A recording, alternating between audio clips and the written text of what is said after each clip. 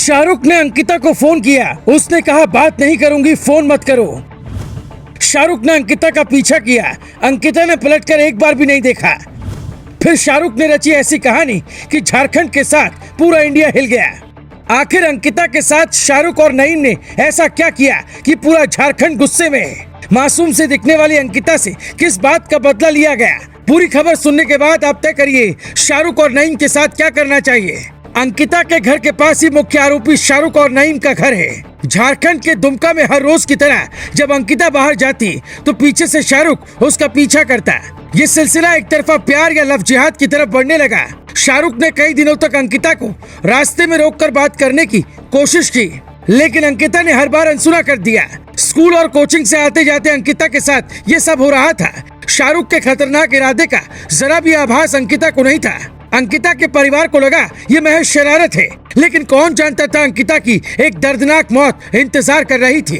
15 अगस्त को शाहरुख ने पहली बार अंकिता का रास्ते में हाथ पकड़ा। फिर हिम्मत बढ़ी तो 16, 17, 18, 19, 20 और 21 अगस्त तक वो ऐसा करता रहा।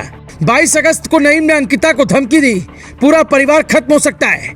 अंकिता अपने बहन, भाई, पिता और परिवार के बाकी लोगों के साथ सो रही थी। 23 अगस्त की सुबह अंकिता के घर तक आरोपी नईम और शाहरुख पहुंच गए। दरवाजा बंद था, सब सो रहे थे। तभी अचानक अंकिता के चीखने की आवाज आई। जब तक कोई समझ पाता तब तक बेटी अंकिता आग से खुद को बचा रही थी। शाहरुख और नईम मौके से फरार हो गए।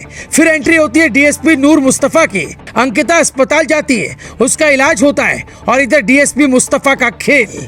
अंकिता का 5 दिन इलाज चला। आखिरकार वो नहीं बची, लेकिन शाहरुख और नईम आजाद घूम रहे थे, क्योंकि डीएसपी नूर मुस्तफा पर आरोप है कि उन्होंने कोई सख्ती नहीं दिखाई। इसकी जांच हो रही है कि डीएसपी ने आरोपियों को क्यों बचाया। लेकिन तब तक ये मामला झारखंड में आग की तरह फैल चुका था। देखते ही देखते बीजेपी के साथ आम जनता सड़कों पर आ गई। अंकिता के मातम में लगभग पूरा शहर शामिल हुआ।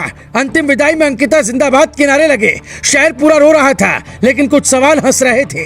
सवाल ये कि क्या अंकिता को बचाने की कोशिश नहीं की गई? ट्विटर पर उसकी बात करते एक वीडियो वायरल हो रहा है, जिसके बाद उसकी मौत ही सवालों के घेरे में। 23 तारीख को अंकिता अस्पताल पहुंची तो सरकार ने उसे बचाने के लिए बर्निंग केस के स्पेशलिस्ट डॉक्टर को क्यों नहीं बुलाया? एयरलिफ्ट क्यों नहीं करवाया? जब अंकिता जिंदगी मौत से जूझ रही थी तब हेमंत सोरेन सरकार विधायकों को बचाने के लिए सीटी बजा रही थी और अंकिता जिंदगी की रेस आखिरकार हार गई। स्वास्थ्य मंत्री को तुरंत बर्खास्त क्यों नहीं करना चाहिए, जिन्होंने अंकिता के मौत के बाद अपनी गलती मान ली? डीएसपी को बचाने के आरोप में जेल क्यों नहीं होनी चाहिए? झारखंड में हालात सामान्य नहीं है। अंकिता के साथ अन्याय हुआ, लेकिन दिल्ली में बैठे नेता खामोश क्यों? बेटियों को बचाने वाले मोदी क्यों खामोश हैं? ऐसी घटना हिंदुस्तान में बढ़ रही है। निडरता से अपराध करने की प्रवृत्ति कैसे बढ़ रही है? कौन है जो साग को हवा दे रहा है? झारखंड इसमें नंबर 1 है। अंकिता का दोष बस इतना है कि वो शाहरुख और नईम के लव जिहाद वाले प्लान में नहीं फंसी। डीएसपी ने सही वक्त पर केस की गंभीरता को नहीं भापा। आज शहर में धारा 144 लगी है। कल क्या होगा किसने जाना है? शहर शांत रहेगा ऐसा लगता नहीं है। पढ़ाई में बेहद तेज और खूबसूरत अंकिता के साथ जो हुआ वो एक प्लान लगता है। ये सिर्फ एक आपराधिक घटना है या आतंकी कनेक्शन भी हो सकता है। इसकी जांच होनी चाहिए। हिंदुस्तान का कोई भी इंसान इतना क्रूर नहीं हो सकता। अंकिता के साथ जो हो रहा था उसकी जानकारी शाहरुख के भाई को भी थी। उसने अंकिता के पिता से माफी मांगी थी, लेकिन अंदर ही अंदर ऐसा प्लान बन रहा है, इससे हर कोई बेखबर था। अंकिता के साथ खड़े लोग आरोपियों की फांसी की मांग कर रहे हैं। झारखंड के सीएम ने देर से ही सही पर 10 लाख के मुआवजे का ऐलान किया। घटना बड़ी है। हिंदुस्तान में तालिबानी सोच का जन्म है। फिर भी अगर कोई डीएसपी बचा रहा था तो नूर मुस्तफा को भी जेल भेजना चाहिए। अगर आप दुमका या फिर झारखंड से हैं और वीडियो देख रहे हैं तो घटना में और क्या क्या छिपाया जा रहा है आप कमेंट में लिख सकते हैं, ताकि हर सच्चाई देश के सामने आ सके। 2 साल पहले अंकिता ने अगर सबको घटना के बारे में बताया होता तो आज ये अंजाम न होता।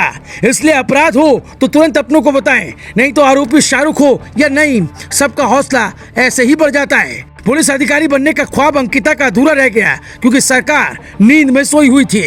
Bureau report, global Bharat TV.